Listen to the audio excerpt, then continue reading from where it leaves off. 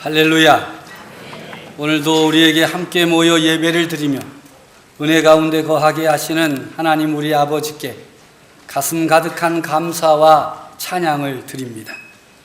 우리 교회로 하여금 90일간의 전도대행진, 말씀운동, 기도운동, 전도운동이 함께 어우러진 1+ 전도운동을 시작하게 하시는 우리 아버지 하나님께 참으로 감사와 찬양과 경배를 올려드립니다. 사랑하고 존경하는 성도 여러분, 지난 한 주간 하나님의 말씀을 암송하시면서 힘들지 않으셨습니까? 말씀이 잘 외워지지 않아서 속에서 불나지는 않으셨습니까? 하나님의 말씀을 하루 한 절씩 암송하느라 힘쓰면서 하나님의 말씀에 힘이 있고 운동력이 있고 능력이 있고 맛이 있다는 사실을 체험하는 은혜가 여러분 모두에게 넘쳐나기를 바랍니다. 또 90일간의 새벽기도 운동에 동참하여 기도하는 300기도 용사 여러분, 지치고 피곤하지는 않으셨습니까? 기도하는 여러분으로 인해 교회가 든든히 서가고 하나님의 손이 나타나는 역사가 우리 가운데 있을 것입니다. 많은 분들이 새벽을 깨우고 기도하고 있습니다. 300명의 기도 용사들과 성도들이 힘을 모아 기도하면 반드시 하나님 응답해 주실 줄로 믿습니다. 교회는 운동입니다. 성령 운동으로 시작된 것이 교회입니다. 생명력이 넘치는 전도 운동, 말씀 운동, 나눔 운동, 섬김 운동으로 가득한 곳이 교회라는 말씀입니다. 교회는 어떤 모양의 조직이나 기관이 중심이 아니에요. 운동이 중심이 되어 시작된 신앙 공동체입니다. 그런데 세월이 지나면서 교회들마다 조직을 만들고 기관을 세우므로 운동이 멈추는 안타까운 현상이 벌어졌습니다. 책임 맡은 이들에게 다 맡기는 것이, 그 결과 교회가 해야 할 일은 하지 않고 하지 않아도 좋은 일을 하고 있습니다. 우리 교회가 함께 힘을 모으고 있는 아버지 학교 운동을 살펴보면 그러한 사실을 정확하게 알 수가 있습니다. 처음 우리 교회에서부터 청주 아버지 학교로 시작할 때에는 크게 조직이 없었어요. 그냥 지도 목사, 지부장, 그 다음 모두 다 형제, 이랬습니다. 받은 은혜를 함께 나누고 이 은혜를 함께 받은 자리로 초청하는 운동에 힘을 썼어요. 그런데 시간이 지나면서 아버지 학교 운동이 점점 조직화되어 가는 거예요. 운동은 힘을 잃고 조직은 힘을 얻고 있습니다. 그래서 일을 감당하는 조직원들은 많아지지만 참여하는 형제들은 점점 줄어들고 있습니다. 점점 조직을 운영하기 위해 아버지 학교 운동이 필요한 형편이 되고 말았습니다. 누가 책임자가 될 것인가 하는 것에 신경을 쓰게 되었어요. 어느 지역 이야기를 들으면 책임자 자리를 놓고 다툰다는 일도 있었습니다. 이래서는 아버지 학교 운동이 제대로 될 수 없습니다. 운동이 살아나려면 조직을 최소화시키고 사명에 집중하는 운동을 활성화시켜야만 살 수가 있습니다. 여러분이 기억하고 있을 만한 이야기를 하나 꺼내보겠습니다. 어느 해변에 작은 오두막집이 세워졌어요. 그 해변은 험난한 지형을 가지고 있어서 수많은 암초가 있습니다. 그로 인해서 종종 그곳을 항해하던 배들이 침몰하는 사건이 벌어졌습니다. 그 지역에 사는 어부들을 중심으로 뜻을 모아서 이제 우리가 이 지역에서 일어나는 해난 사고는 우리가 구조해야 되겠다라고 뜻을 모았습니다. 조그마한 집을 하나 지어놓고 장비를 거기다 갖다 놓고는 한 사람씩 파수꾼을 세웠습니다. 사건도 크게 벌어지지 않아서 한 사람, 두 사람 구조하는 일이, 또 처음에는 참여하는 사람도 많지 않았습니다. 그러던 어느 날 큰 배가 그곳을 지나가다가 풍랑을 헤쳐나가지 못하고 그만 암초에 걸려 파손하게 되었습니다. 많은 사람을 실은 여객선이었습니다. 이 광경을 살피던 구조대원들이 서로 연락해가지고 바다로 뛰어들었어요. 구조 작업을 하여 많은 사람들이 구조되었습니다. 이 일로 인해서 이 구조 운동이 신문과 방송에 알려졌어요. 구조대원들은 영웅이 되었어요. 이 일로 인해서 후원회가 조직되고 구조센터가 지어졌는데 그전 작은 오두막집에 비하면 상상할 수 없을 정도로 멋진 구조센터가 지어진 것입니다. 점점 더 많은 사람이 그곳을 방문하고 후원금을 기탁함으로 인해서 구조센터 안의 내면도 점점 화려해지기 시작했어요. 그러다가 사람들이 모여 교제를 나누는 친교센터로 유명해졌습니다. 그러던 어느 날 그곳에서 구조센터 창립 기념 파티가 성대하게 열렸습니다. 유명 인사들과 관리들이 그 파티에 참석하여 많은 후원자들이 모여들었어요. 그런데 그날 마침 그 시간에 해변을 지나가던 작은 배 한 척이 암초에 걸려 침몰하게 되었어요. 그 사실을 전해받은 구조대원들이 그 거친 바다로 뛰어들었어요. 그들을 건져내어 살렸습니다. 그런데 문제는 물에 빠진 이들을 건져내어서 구조센터 안으로 들여다 놨는데 그 멋지게 깔아놓은 레드카펫 위에다가 이 건져낸 사람들이 다 쏟아내기 시작하는 거예요. 그 사람들이 체면이 있고 염치가 있겠어요.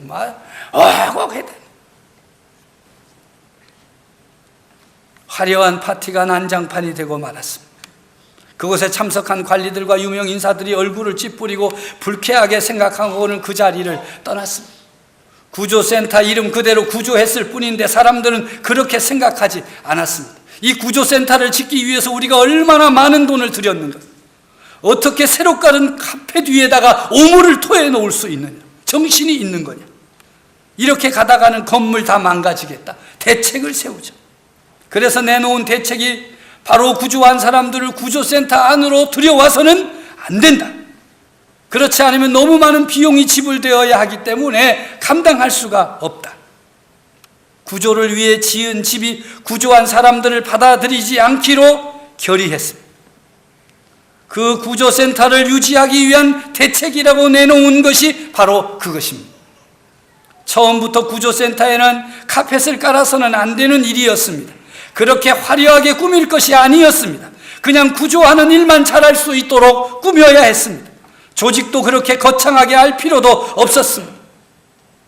그래서 마지막 결론이 내려졌습니다. 처음 구조를 시작했던 구조대원들이 구조센터를 떠나서 작은 오두막집으로 돌아가는 것이었습니다. 이제 사람을 구조하면 그 오두막집에 건져내라. 마음껏 구조 사명을 감당할 수 있게 된 구조대원들과 구조센터를 깨끗하게 보존할 수 있게 된 그 사람들과 양쪽 모두가 좋아했어요. 이제 다시 구조대원으로 돌아간 사람들은 악몽을 꾼 것만 같았어요. 어쩌다가 이렇게 됐냐. 그래도 이만하기 다행이라고 생각하고 오늘도 구조 작업에 헌신하고 있습니다. 그 화려하게 지었던 구조센터 어떻게 되었겠습니까? 건물은 그대로 남아있지만 사람들이 찾아오지 않았습니다. 그곳에는 더 이상 생명을 구조하는 일이 없었기 때문입니다. 오늘의 교회가 그렇지 않습니까? 조직은 거대해지고 건물도 화려해지고, 그런데 그 속에 사명이 없습니다. 그 속에 사명을 감당하려고 하는 운동의 모습들이 사라지고 있다는 것입니다. 운동으로 돌아서야 됩니다. 조직보다 직분보다 말씀 운동을 중요시하고 참여해야 합니다. 기도 운동을 귀하게 여기고 동참해야 합니다. 전도 운동이 교회의 사명임을 고백하면서 힘차게 나아가야 하는 것입니다. 이런 운동이 교회 안에서 사라지고 말면 성도들의 마음이 답답해집니다. 마음에 불이 납니다. 그래야 성도입니다. 그래야 진정한 그리스도인입니다. 교회가 아무런 일도 하지 않고 사명도 감당하지 않고 그저 모여서 왔다가 예배드리고 1시간 지나면 훌쩍 헤어졌다가 또 다시 시간 되면 만났다가 헤어지고 아무런 일도 벌어지지 않는데 그 마음에 답답함이 없고 그 마음에 불이 나지 않는다면 그를 어떻게 성도라고 말하며 그리스도인이라고 말할 수가 있겠습니까? 그 마음에 불타는 것 같은 사람의 이야기가 오늘의 말씀에 등장합니다. 이 사람의 이름은 예레미야입니다. 예레미야에게 하나님의 말씀이 임했습니다. 너는 일어나 토기장이의 집으로 내려가라. 거기서 내가 네게 들려주리라. 가서 보니까 진흙으로 만든 그릇이 토기장이의 손에서 툭 터지면 토기장이가 그것으로 한쪽에 밀어넣고 또 나중에 자기 마음대로 빚어내는 거예요. 이 모습을 보고 있는 예레미야에게 하나님의 말씀이 임합니다. 이스라엘 족속아, 이 토기장이가 하는 것 같이 내가 능히 너희에게 행하지 못하겠느냐? 이스라엘 족속아, 진흙이 토기장이의 손에 있음 같이 너희가 내 손에 있느니라. 하나님은 토기장이와 마찬가지로 인류의 생사 화복을 주장하시는 절대 주권자이십니다. 하나님은 토기장이와 마찬가지로 나의 삶의 생사 화복을 주관하시는 절대 주권자이십니다. 다시 예레미야에게 하나님의 말씀이 임합니다. 이제 너는 유다 사람들과 예루살렘 주민들에게 말하되 이르기를 여호와의 말씀에 보라, 내가 너희에게 재앙을 내리며 계책을 세워 너희를 치려하노니 너희는 각기 악한 길에서 돌이키며 너희의 길과 행위를 아름답게 하라. 너희가 살려면 돌아서라. 그런데 백성들이 듣지 않습니다. 우리는 우리의 계획대로 행할 것이다. 우리는 우리의 소견에 오른 대로 행할 것이다. 버팁니다. 중간에 있는 예레미야의 마음이 어떻겠습니까? 참으로 갑갑하고 답답했습니다. 자기 백성이 살아나야만 되는데 이 백성들이 하나님의 말씀을 듣지 않고 어긋난 길로만 가려고 하니 하나님께서 내리시고자 하는 재앙과 진노를 피할 길이 없습니다. 속이 상합니다. 그래도 그들에게 하나님의 말씀을 계속하여 선포합니다. 내가 그들의 원수 앞에서 흩어버리기를 동풍으로 함같이 할 것이며 그들의 재난의 날에는 내가 그들에게 등을 돌리고 얼굴을 보이지 아니하리라. 계속해서 하나님의 말씀을 선포하는데 너희가 돌아서지 아니하면 죽을 것이다, 너희가 회개하지 아니하면 망할 것이다 라는 말씀을 선포하니까 백성들도 짜증이 났어요. 저거 그냥 두면 안 되겠다. 도대체 우리 심사가 불편해서 안 되겠다. 전하는 하나님의 말씀을 들으려 하기보다는 오히려 말씀을 전하는 예레미야를 죽이려고 하니 이 예레미야가 얼마나 안타깝고 기가 막혔겠습니까? 그래서 하나님께 이렇게 하소연을 합니다. 여호와여, 나를 돌아보사. 나와 더불어 다투는 그들의 목소리를 들어보옵소서. 어찌 악으로 손을 갚으리이까마는 그들이 나의 생명을 해하려고 구덩이를 팠습니다. 꼼짝없이 죽게 되었습니다. 하나님께서 다시 예레미야에게 말씀하십니다. 내가 내게 이른 말을 선포하라. 너는 함께 가는 자의 목전에서 옹기를 깨뜨리고 말하기를 만군의 여호와께서 이와 같이 말씀하시되 사람이 토기장이의 그릇을 한번 깨뜨리면 다시 완전하게 할 수 없나니 이와 같이 내가 이 백성과 이 성읍을 무너뜨리리니 매장할 자리가 없을 정도로 죽을 것이다. 예레미야가 이 안타까운 하나님의 말씀을 전한 후 여호와의 집들에 돌아와서 모든 백성에게 이렇게 외쳤습니다. 만군의 여호와 이스라엘의 하나님께서 이와 같이 말씀하시되 보라, 내가 이 성읍에 대하여 선언한 모든 재앙을 이 성읍과 그 모든 촌락에 내리리니 이는 그들의 목을 곧게 하여 내 말을 듣지 아니함이라. 저들이 목을 곧게 하고 내 말을 듣지 아니하니 어찌 진노를, 재앙을 피할 길이 있겠느냐 하는 뜻입니다. 이 예언의 소리를 전해 들은 여호와의 성전의 총감독인 바스훌이 예레미야 선지자를 붙잡아 때리고 목에 씌우는 나무 고랑으로 채우고 옥에 가두었어요. 그 다음날 바스훌이 찾아와서 풀어주었어요. 뭐라 그랬겠어요? 야, 좀 조용히 좀 해라. 더 이상 하나님이 내게 전하라고 하는 그 말 제발 전하지 마라. 아무도 듣지 않고 아무런 일도 일어나지 않는데 왜 나라를 소란케 하는 것이냐. 그때 예레미야가 그를 향해 이렇게 선포했습니다. 여호와께서 이같이 말씀하시되 보라, 내가 너로 너와 내 모든 친구에게 두려움이 되게 하리라. 바스후라, 너와 내 집에 사는 모든 사람이 포로 되어 옮겨지리라. 이 일 후에 예레미야가 하나님께 통사정을 합니다. 여호와여, 주께서 나를 권유하심으로 내가 그 권유를 받아 싸우며 주께서 나보다 강하사 이기셨으므로 내가 조롱거리가 되니 사람마다 종일토록 나를 조롱하나이다. 내가 말할 때마다 외치며 파멸과 멸망을 선포함으로 여호와의 말씀으로 말미암아 내가 종일토록 치욕과 모욕거리가 됨이니이다. 하나님의 말씀 선포하라고 전하라고 해서 전하면 이 백성들이 나를 조롱하고 옥에 두고 때리니 치욕과 모욕거리가 되었으니 내가 어찌 살 수가 있느냐. 내가 다시는 여호와를 선포하지 아니하며 그의 이름으로 말하지 아니하리라 하면 나의 마음이 불붙는 것 같아서 골수에 사무치니 답답하여 견딜 수 없나이다. 하나님의 말씀을 선포하는 것이 너무나도 힘이 들어서 다시는 여호와를 선포하지 아니하고 그의 이름으로 말하지 아니하리라 굳게 다짐하고 침묵하고 있으면 그 마음이 불붙는 것 같아서 뜨겁고 골수에 사무침으로 답답하여 견딜 수가 없으니 진퇴양난입니다. 21장 8절에 하나님은 예레미야에게 다시 말씀하십니다. 보라, 내가 너희 앞에 생명의 길과 사망의 길을 두었노라. 너는 이 백성에게 전하라. 어제 토요일 먼 길을 좀 다녀봤어요. 평소에도 먼 길이지만 어제는 더 멀었습니다. 주말이기도 하고 또 벌초 다니는 분들로 인해서 도로에 차가 많았습니다. 그럼에도 그 길은 감사의 길이었습니다. 보리쌀 교회로 알려진 충남 덕산 소망교회 예배당과 교육관 헌당 감사 예배를 드리러 가는 길이었기 때문입니다.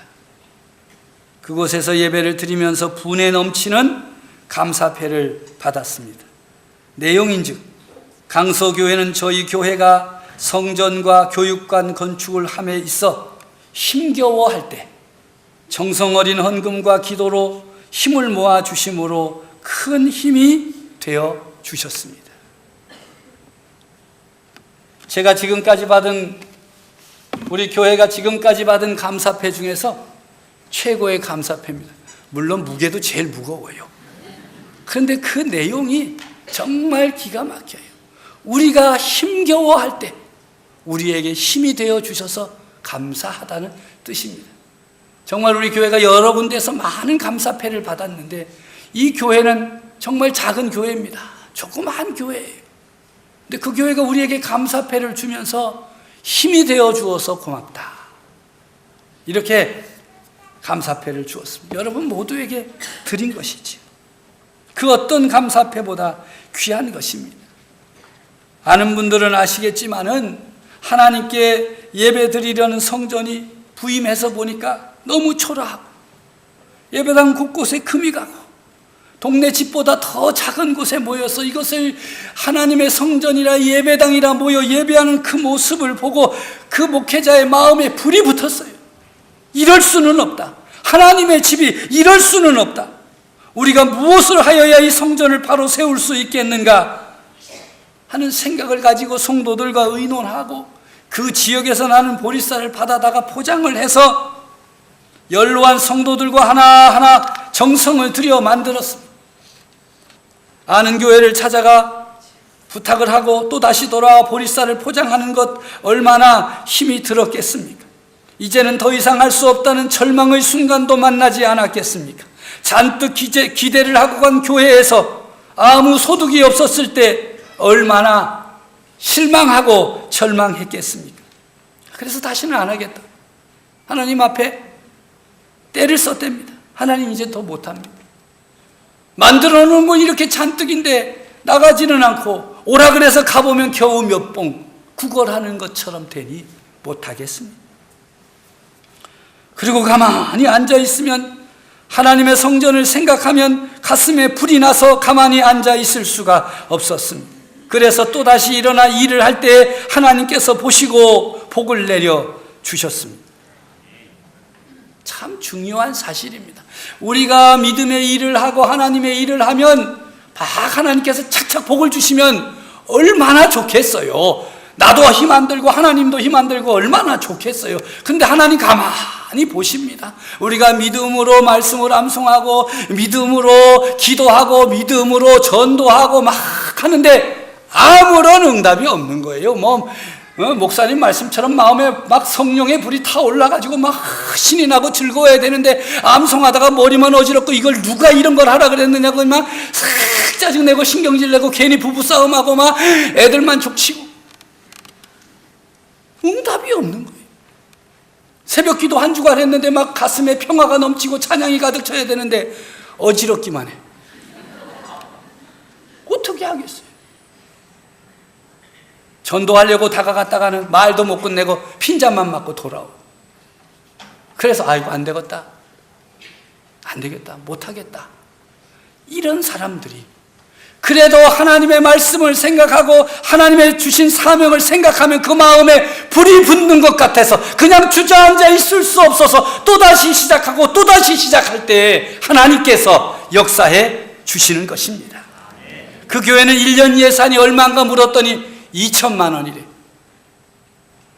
그런데 그 교회가 교회 부지 400평을 마련하고 예배당 60평을 짓고 교육관 40평을 건축하여 헌당하는 기적의 복을 내려주셨습니다. 할렐루야. 정말 놀렐루야입니다. 어떻게 그런 일이 있겠습니까? 여러분 보리쌀 팔아서 그렇게 할 수 있습니까? 보리쌀은 하나의 도구요, 통로입니다.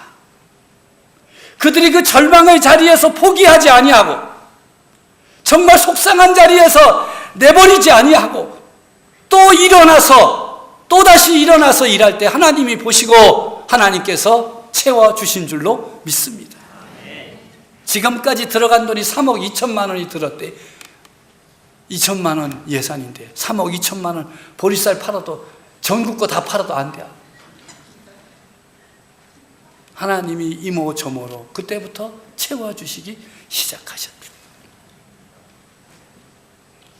이렇게 마음에 불이 붙어야 됩니다. 견딜 수 없는 마음이 되어야 합니다. 그래야 하나님께서 역사해 주십니다. 90일간의 말씀과 기도와 전도운동의 불이 성도들의 마음에 불이 타올라야 됩니다. 이 전도운동에 참여하지 아니하면 답답하여 견딜 수 없는 마음으로 불이 붙어야 됩니다. 어떤 불입니까? 성령의 불이 여러분 타올라야 하는 것입니다. 이 한 주간 여러분 기도할 때마다 주여 성령의 불로 타오르게 해 주시옵소서. 사모하며 기도하시기를 바랍니다. 함께 해봅시다. 주여 성령의 불로 타오르게 하옵소서. 아멘. 사도 바울은 이렇게 고백했어요. 내가 복음을 전할지라도 자랑할 것이 없으면 내가 부득불할 것임이라. 만일 복음을 전하지 아니하면 내게 화가 있을 것이로다. 이 일은 내가 생명을 걸고 할 사명의 일이기 때문에 자랑할 것도 없다. 그러나 하지 아니하면 내게 화가 있을 것이다 고백하며 그의 평생을 드렸습니다. 성도 여러분, 우리가 90일간의 말씀과 기도와 전도운동을 선포했어요. 여러분의 심령에 성령의 불이 타오를 수 있기를 바랍니다. 성령의 불로 이 운동에 동참하시기 바랍니다. 내가 맡은 직분, 내가 받은 자리, 내가 책임지고 있는 그런 것에 만족하지 마십시오. 이 운동에 참여하십시오. 그래서 운동원이 되십시오. 말씀 운동원, 기도 운동원, 전도 운동원이 되어서 하나님이 여러분을 쓰시고자 하실 때마다 귀하게 쓰임받는 믿음의 사람들이 되시고, 때로는 힘들고 어려워서 주저앉고 싶을 때 그 성령의 불이 여러분 안에 타오르기 때문에 또다시 일어나 도전하고 또다시 일어나 도전함으로 이 90일간의 전도운동이 하나님의 역사, 하나님의 손길을 체험하는 행복한 운동이 되어지기를 간절히 바랍니다.